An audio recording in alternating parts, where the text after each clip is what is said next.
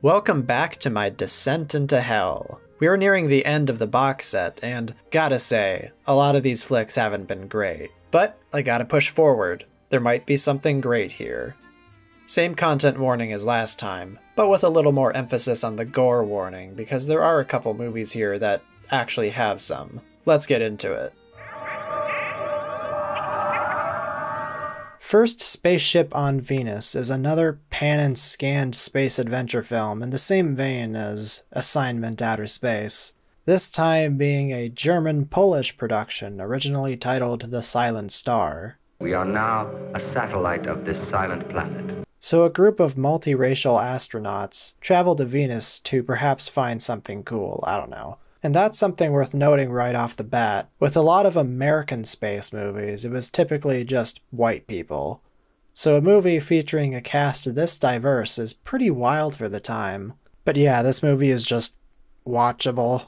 They could still be trying to send an SOS to another station. The Venus sets are pretty cool. I like the funky little aliens. But I really don't have much else to say about this one. It's too heavy on the exposition. I was mostly bored. Yeah, unfortunately, another movie I don't have much to say about. Splendid.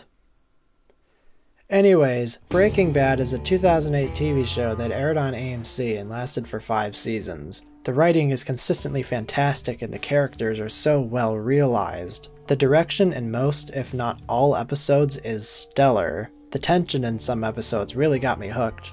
It's a wonderful, dare I say one of the greatest, shows of all time.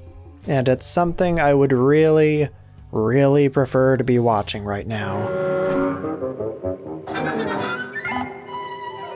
Doesn't like that.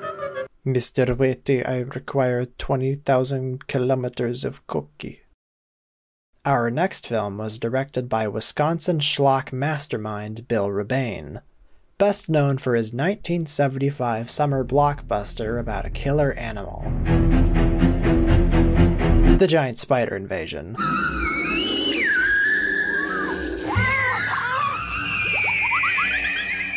I kid, but it was a considerable success at the box office. Enough so that I'm sure it helped fund Rebane's other projects, including this one, The Alpha Incident. I'm just getting damn sick and tired of sitting around here doing nothing.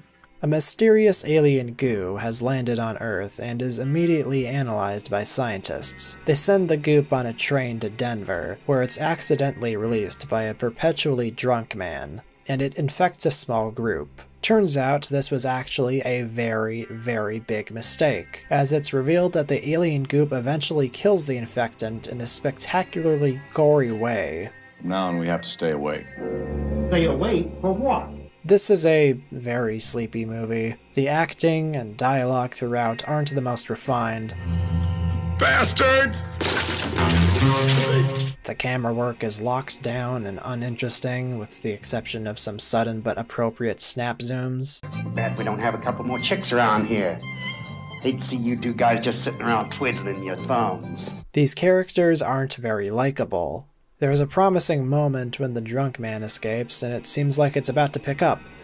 But nah, it's just more of the same slowness. We don't even get to see his death scene. The film largely takes place in 1 or 2 locations after the first act, and ideally, the acting and script would help make the film tense and engaging. Unfortunately, The Alpha Incident is now 10 Cloverfield Lane. I'm not really a gore hound, but it's the only noteworthy thing about the film, and there isn't even that much of it. Like, holy shit, it's not even that believable, but it's so disgusting. They only have it for a couple scenes, but they really did a good job with this guy's death scene. Among the Bill Rebane flicks I've seen, this is probably his most competent, though that really isn't saying much. Oh, but who knew it would be this bad? It's mostly boring, unpleasant people arguing in 1 or 2 rooms, and the shoddy execution and limited budget keep it from being truly entertaining. It's got a really lame ending too. They rip off Night of the Living Dead, if you know how that one ends. It has one impressive gore scene, just one, but you know, that's something. And hey, at least it's not the Giant Spider Invasion. I was 11 years old. Well, you're, not any 11 now. Yeah, it's nowhere near as bad as that, but it's still pretty bad. Oh, excuse me, I have to go to the John. Snowbeast is a 1977 CBS movie of the week about a killer yeti. On the eve of a big event, people are catching a severe case of murder by the hands/teeth of a monster. The organizer insists on continuing the event anyways, and more bodies pile up as a result. It's up to a policeman, and at least 2 other people, to put an end to the monster's reign of terror. You're gonna need a bigger bitch! Yeah, this movie is pretty blatantly a riff on the recent release of Jaws, this time with a Bigfoot instead of a great white shark. It even cribs the monster POV shots. There are a handful of differences. The policeman is not the protagonist in this movie. 4 people go out to kill the monster instead of 3. And the key difference is that Jaws is a masterclass in building tension, with strong characters and an even more memorable score. Snowbeast, in comparison, is a clunky cliché that runs at half the length, and padded with skiing footage. A late 70s movie about a killer Bigfoot has the potential to be quite funny, unintentionally so. But unfortunately for me, this film takes itself dead seriously. I'd hate to have our guests or anybody at Carnival hear that kind of story. The camera work is similarly unremarkable, which is understandable with this being a TV production. You know how Jaws stopped using the POVs during its climax and instead started showing the shark in full? Well, Snowbeast is so cheap that it continues to use the POVs, even during the Bigfoot's death scene. It's so lame. They took the less is more approach way too seriously here. Snowbeast is a boring, uninspired clone that isn't able to replicate the thrills of Gums on a TV budget. At least it's only an hour and 14 minutes. It's not asking for much of your time, but I still think it's better spent elsewhere. If there's one takeaway from this box set, if you don't have a budget, you should make your monster invisible. The Astral Factor is about an infamous criminal who manages to gain astral powers, and he can use telekinesis and, most importantly for the budget, turn invisible, allowing him to escape prison and strangle more people. Of course, a detective is on the case. They're identical, Lieutenant. Not really, no, I don't see it. Are you my daddy?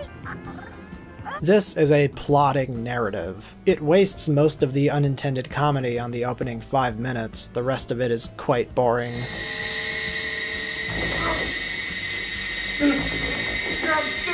The Invisible Strangler character has dashes of Norman Bates influence, with his strained relationship with his mother. Then get ready to be ruined, Mother, because I'm busting this thing wide open!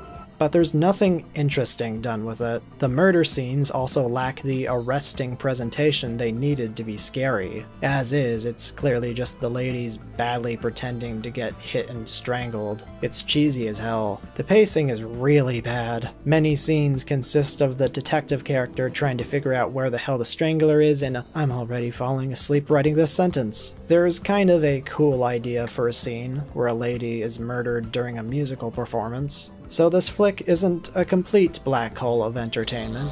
I never wanted to hurt you, Mom.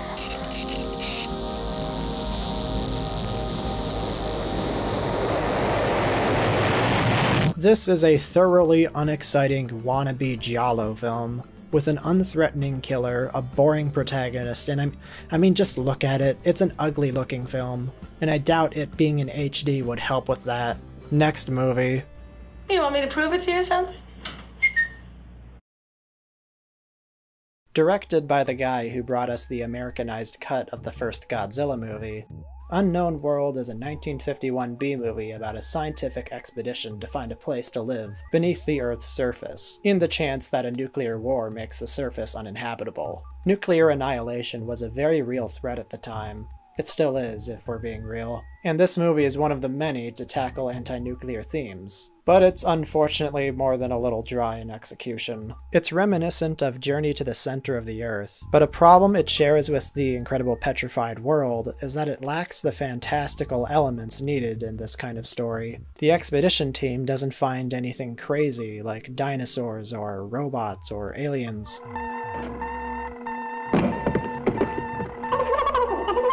It's mostly white people in murky, poorly lit locations, and the biggest threat to them is underground earthquakes. It looks like they filmed in actual caves, and the miniatures and matte paintings look good in some shots, so that's some mildly decent production value for a film of this budget. Oh, and of course Bronson Cave appears in this too. Hey, this is getting rough.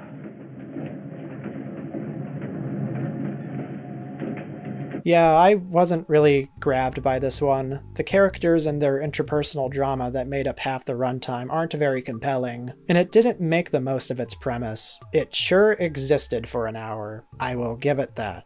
We have no plans. We have no hope.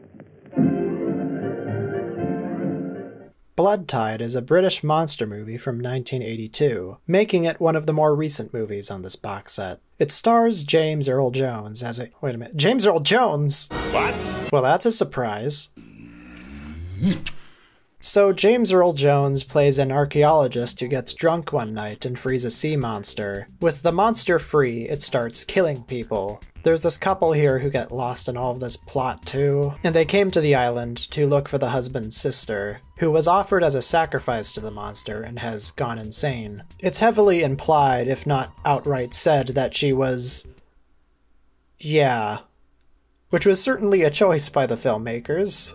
I think we're supposed to connect with the couple the most, but my first thought during their introduction was, wow, these two are dead. If I was a very rich man. They aren't in much of the movie and almost feel superfluous. James Earl Jones's character gets the most to do. Blood Tide is pretty slow, which isn't necessarily a bad thing in regards to building tension, but it requires really getting to know these characters and liking them enough to not want to see them get hurt. With the exception of James Earl Jones, because it's hard to hate the guy, and he's pretty good in this too, but I didn't really like anyone here. Dirty old man! I thought you gratefully liked little boys!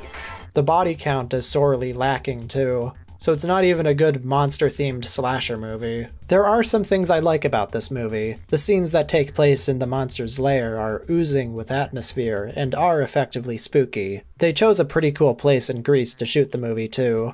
The reveal that the monster does demonetizable things is pretty fucked up, but it is an effectively disturbing revelation. What little we see of the monster is cool too, I guess, but they really needed to show more of it at the end. After John Carpenter's The Thing, the bar for creature effects and design was raised quite a bit, and these cheapo B-movies where you don't really see much of the monster even towards the end don't quite cut it anymore. Especially in a film where the slower pacing doesn't build tension the way the filmmakers intended. It's not a terrible movie, but it doesn't offer much to the creature feature subgenre. As is, it's just a curiosity for being a kinda fucked up but mediocre monster movie that happens to have the voice of Darth Vader in it.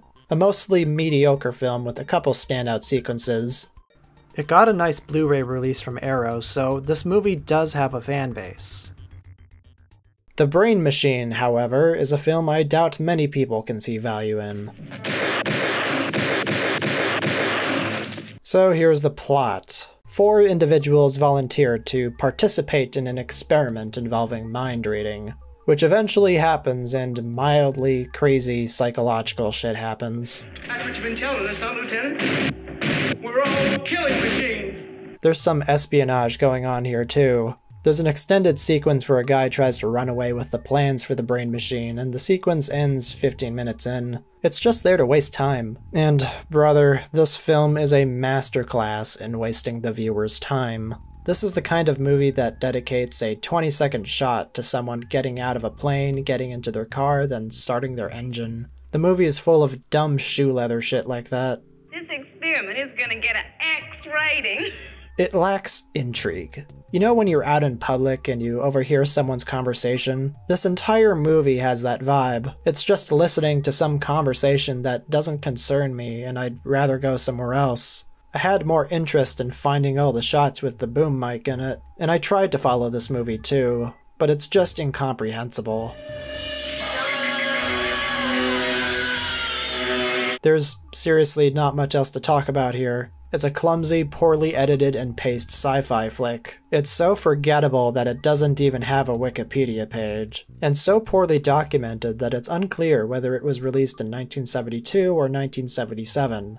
Honestly, it needs to be studied in a lab or something. It could be the cure for insomnia. Easily one of the worst movies of this box set.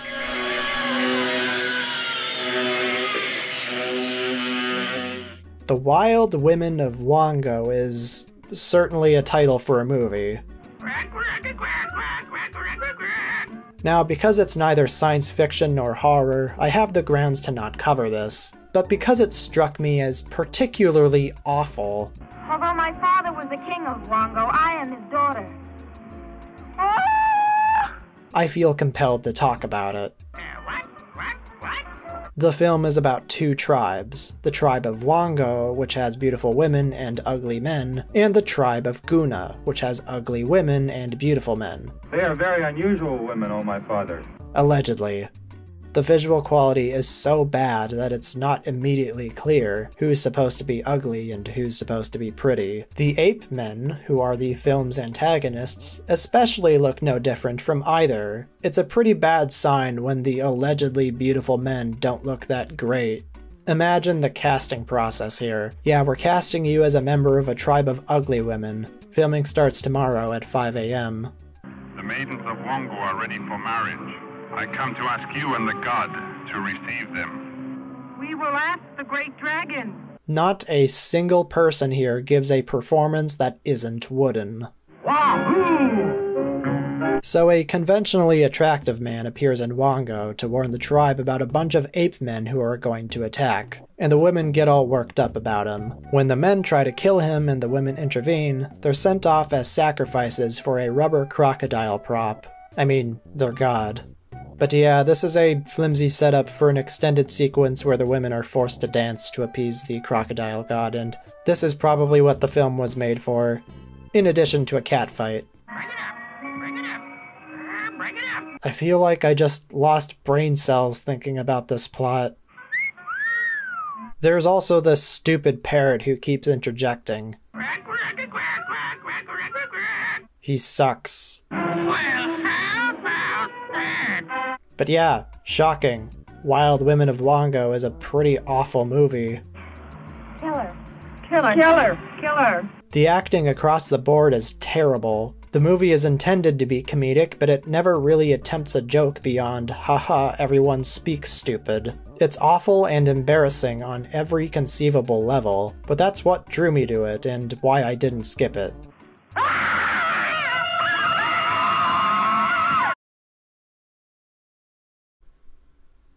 What, you want me to say something about Prehistoric Women? Alright, well, Prehistoric Women is another skippable movie. There is a 9-foot-tall caveman monster who terrorizes the women, but it's hardly a science fiction element. So, Prehistoric Women is a jungle adventure movie about a tribe of women looking to capture cavemen to be slaves and husbands. Angor and his tribesmen are amazed to see that they've been attacked by members of the weaker sex. There's next to no dialogue, and that would be a cool idea for a caveman movie. Movies without a word of spoken dialogue have been done before and since. By being on this box set, though, I don't think I even need to say it's not executed well here. Angor's mother, who knows of the women tribe, points out the right direction to Angor. The entire thing is narrated by a guy who explains everything like we're dumb babies. Angor gathers some stones to use for the head of his club.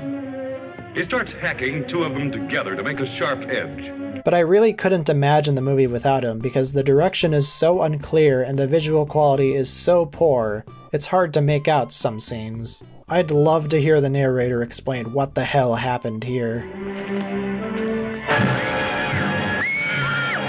Yeah, this movie is just fetish fuel, if we're being real. And you know, there's nothing wrong with having a kink. I'm not a prude. But, you know, much better options exist now. You don't have to go to a theater to see this kind of thing anymore. Not to mention, this thing was made during a time of 50s conservatism. It's squeaky clean. And this movie is also really bad. She angrily informs Arva that she has decided that Angor is to be her husband. Arva! I knew. But Arva violently disagrees. A lot of the runtime is dedicated to this catty squabbling between the ladies of the tribe over the men. The men sit idly while Ruig, who seems to have a fetish. For the most part, this is a pretty boring flick. There was a point while I was watching when I got up, walked away, and started doing laundry. That's how bad it got. But towards the end of the movie, there's a part that caught my attention. Suddenly, out of nowhere, a fucking dragon shows up. It is Korax, the flying dragon, the scourge of the skies. So they say. It's just a bird. And I went right back to doing the laundry. There is something approaching excitement towards the end when the giant caveman starts terrorizing the tribe. Whatever happened to the women's resourcefulness? They were throwing rocks earlier and they managed to capture a couple guys. Suddenly they're rushing to the men's arms, expecting them to do something about it. It seems that women were women in those days, too. With poor acting, bad direction, and an annoying narration, Prehistoric Women is barely worth glancing at. Moving on. Oopsie, I accidentally covered those and they took longer than a minute. Haha, oh no, oh well. Now for They Came From Beyond Space, I decided to switch things up a bit and watch it on my 4K TV. It didn't help.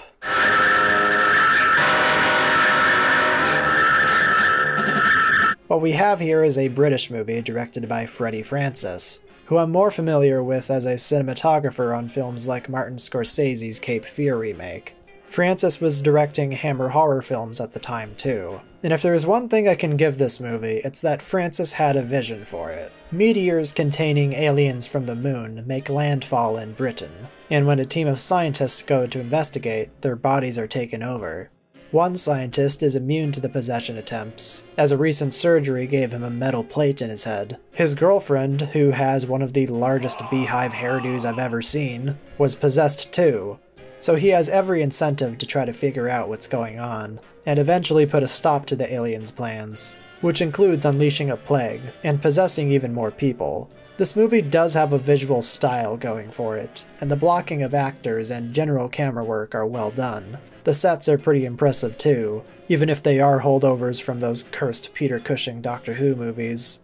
Unfortunately, They Came From Beyond Space isn't really a standout in alien invasion movies. The middle portion of the movie where the main scientist is trying to break into the alien's base is awfully repetitive and slow, and it does pick up a bit towards the end when he hitches a ride to the moon, but by then the film has descended into total cheese. And I like cheese, but the film lacks excitement. It's a humorless script that still has a pretty silly presentation. Even the music feels like it's from a zanier movie.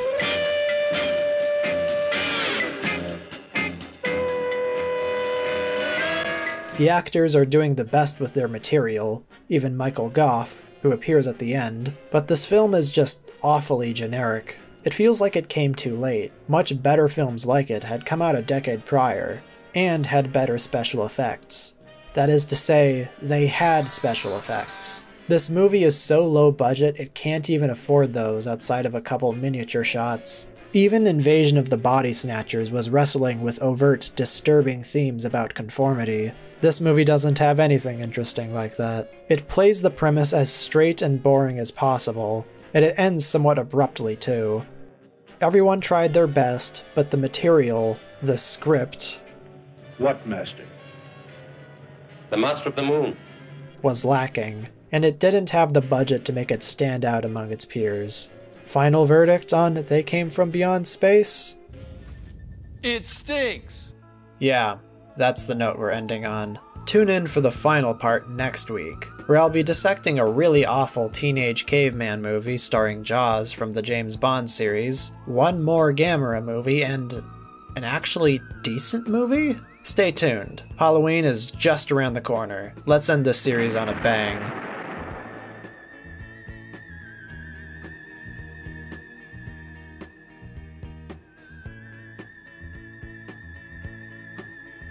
And now, a shout out to my $5 patrons. Dante Infante, Ziggy Zigra, It's Godzi, Big Odilo, An Actual Dimetrodon, CMG, Red Comet Harry, and Marpzilla. Thank you very much.